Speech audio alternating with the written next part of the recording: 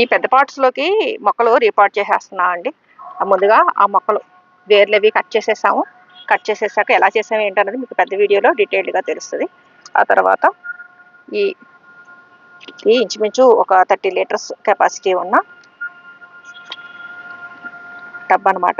దాంట్లో soil mix క్వాలిటీగా తయారు చేసుకున్నది వేసేసాము. ఇప్పుడు ట్రైకోడర్మా విరిడి, సూడోమోనాస్ ఇవి వేసేసండి ఆ మొక్క నాటేస్తాం అనమాట. ఎలా చేశాను ఏంటి ఇవన్నీ కూడా మీకు పెద్ద వీడియోస్లో డీటెయిల్డ్గా ఉన్నాయండి. జస్ట్ ఒక్కొక్క 2 దోసెళ్ళు ఒక్కో మొక్కకి చాలండి. ఆ తర్వాత మొక్కలు నాటేయడమే.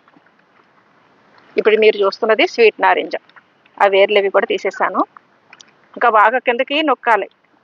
ఇదిగోండి ఇంకొంచెం లోతు తీసామన్నమాట. ఆ మొక్క పైదాకా వచ్చేస్తున్నట్టు అనిపించి ఇదిగోండి.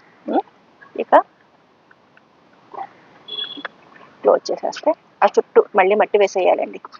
మొత్తం అంతా కూడా పాత మట్టి ఏం వాడట్లేదు, కొత్త మట్టే యూజ్ చేస్తున్నాము.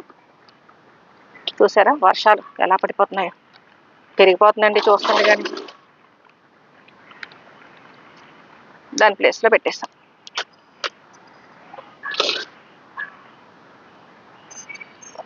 పైదాకా మట్టి వేసేస్తున్నాడండి.